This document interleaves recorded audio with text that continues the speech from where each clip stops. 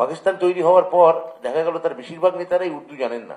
পাকিস্তানের ক্ষেত্রে আমরা দেখেছি যে মূলত তাদের যে পাঞ্জাব প্রভিন্স সেই লোকেরাই প্রধানমন্ত্রী হন, মিলিটারি সামরিক শাসক হন বা অন্য কোনো গুরুত্বপূর্ণ পদে থাকেন, তাদের প্রত্যেকের ভাষা হচ্ছে হিন্দি।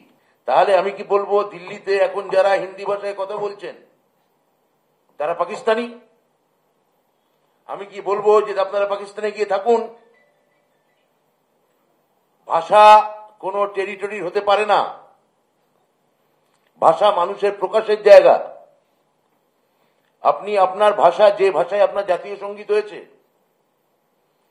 যেটা আমরা এখনো গোটা ভারতবর্ষ যে গান যে ভাষায় লেখা তা শুনলে একজন তামিল লোক যে ভাষা শুনলে উঠে দাঁড়ান, একজন ওড়িয়া লোক, একজন গুজরাটি লোক যে ভাষায় গান শুনলে উঠে দাঁড়ান, সেই ভাষাকে আপনি বাংলাদেশি বলে দাগিয়ে দিচ্ছেন।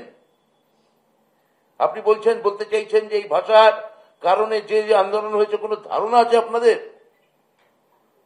সারা ভারতবর্ষ এই ভাষা, সারা পৃথিবীতে এই ভাষা সম্মানিত। আমি আপনাকে পাল্টা বলছি না আপনি হিন্দি বলেন বলে যান গিয়ে পাকিস্তানে থাকুন, কারণ ওরাও তো হিন্দি বলে। তাহলে আপনি কি করে বলতে পারেন? আপনি অন্য রাষ্ট্রকে অপমান করতে গিয়ে আমাদের ভাষাকে আপনি খাটো করতে পারেন না। বাংলা ভাষাকে বাংলাদেশি তকমা গোটাটাই দিল্লি পুলিশের তরফ থেকে একেবারে পরিকল্পিতভাবে করা হয়েছে, এমনই অভিযোগ করছে তৃণমূল কংগ্রেস।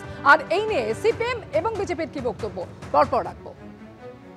বাংলা ভাষাটাকে বাংলাদেশি ভাষা বলার ব্যাখ্যাটা কি, এটা মোদী সরকারকে, স্বরাষ্ট্র দপ্তরকে, তাদের আওতায় থাকা দিল্লি পুলিশকে অবশ্যই এটার ব্যাখ্যা দিতে হবে।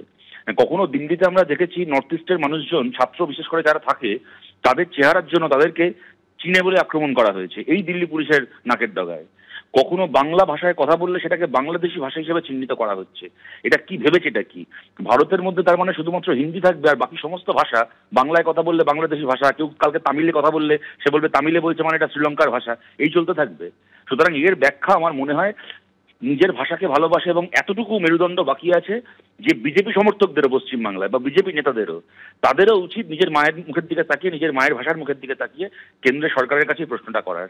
বাংলাকে বা বাংলা ভাষাকে রাজ্যের মাননীয় মুখ্যমন্ত্রী যে জায়গায় নিয়ে এসছে, আমি এর আগেও বারবার করে বলেছি, রবীন্দ্রনাথের নজরুলের বাংলাকে যেভাবে অনুব্রতর এবং আরাবুলের বাংলায় এই তৃণমূল কংগ্রেস তারা পরিণত করেছে এবং পরবর্তী সময় ক্ষমতায় আসবার পরে এই রাজ্যকে অনুপ্রবেশকারী এবং রোহিঙ্গাদের স্বর্গরাজ্যে পরিণত করা এই তৃণমূল কংগ্রেসের অন্তত বাংলা প্রেম মানায় না। এই বাংলা প্রেম হচ্ছে একটা ওই কুমিরের কান্নার মতন। সকেত গোখলে, শত্রুঘ্ন সিনহা, কীর্তি আজাদ এরকম অসংখ্য বাইরের লোককে ধরে নিয়ে এসে পশ্চিমবঙ্গ থেকে যারা লোকসভা এবং রাজ্যসভায় পাঠান, শুধুমাত্র এই রাজ্যে এদের দলের সীমাবদ্ধতা থাকার পরেও তারা অন্তত বাংলা এবং বাঙালির প্রেমে পড়তে পারে না।